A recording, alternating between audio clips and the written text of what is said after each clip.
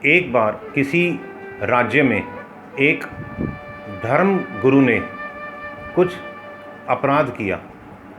अब राजा के पास ये समस्या पहुंची कि धर्मगुरु ने जो अपराध किया है ये काफ़ी निंदनीय है और ये दुर्घटना जो है ये ऐसी है कि अब अगर हम इन्हें पनिशमेंट देते हैं तो भी मुश्किल, क्योंकि सारे लोग इन खिलाफ़ हो जाएंगे, और अगर हम नहीं देते तो भी मुश्किल, क्योंकि इससे समाज में अपराध बढ़ेगा।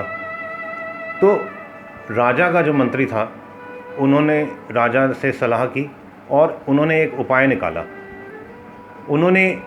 राजा ने उस धर्मगुरु को बुलाया अपने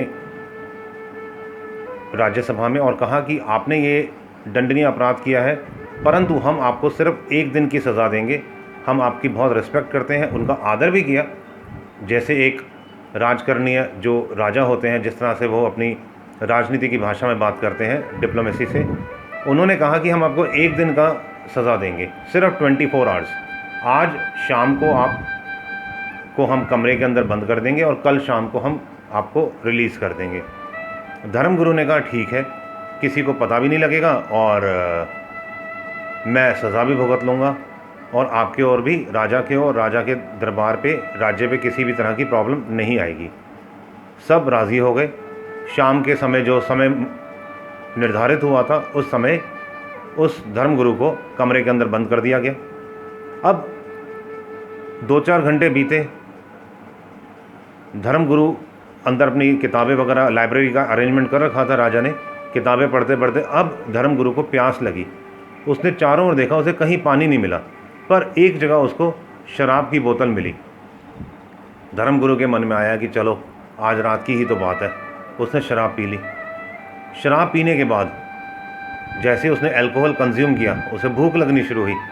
उसने देखा कहीं कुछ मिल नहीं रहा था, तो उसने थोड़ा ढूंढा तो उसको एक जगह मीट मिला। अब धर्मगुरु जो प्याज लहसुन भी कहता नहीं खाना, अब देखो शराब पी ली उसने, अब भूख लगी थी, कह रहा कौन देखता है, चुपचाप उसने मीट भी खा लिया। मीट खाने के बाद उसकी इंद्रियां जागरूक हो गई, काम इंद्रियां जागरूक हो गई। अब वो इधर उधर भटक रहा था।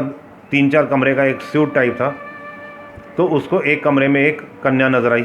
उसने उसके साथ भी इंटीमेट हुआ, मुँह काला किया। अब जब सुबह हुई, ये धर्मगुरु होश में आया, तब उसको एहसास हुआ कि अरे यार ये मैंने क्या कर दिया, ये तो मैंने गलतियों में गलतियां करता चला गया। तो बड़ा पछता रहा था वो। उस कन्या ने कहा कि क्या हुआ, तो उसने बताया कि मेरे से ऐसे एक के बाद एक कई गलतियां हो गई। कन्या ने कहा किसने देखा, सिर्फ आपको और मेरे को तो पता है, मैं किसी को बताऊंगी नहीं, आप भी किसी को मत बताना।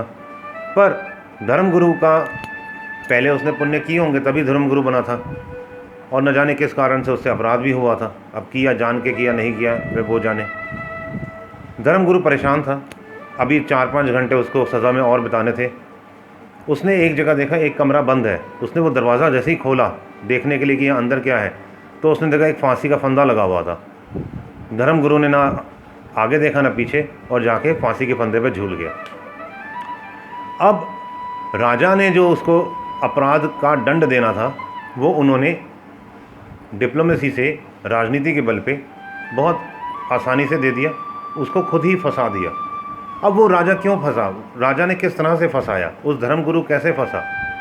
धर्मगुरु ने अपनी ही जागरूक अवस्था छोड़ी।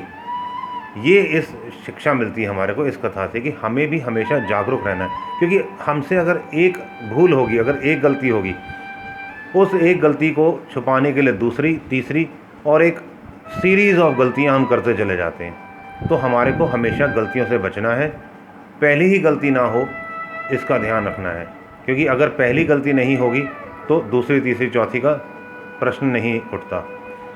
आपको यदि कथा पसंद आई तो वीडियो को ज़रूर लाइक करें, चैनल को सब्सक्राइब करें, और कमेंट्स बॉक्स में किसी भी प्रकार का आपका प्रश्न है तो पूछ सकते हैं, और वीडियो को ज़्यादा से ज़्यादा व्हाट्सएप, फेसबुक पे शेयर करें। All the best, God bless you all.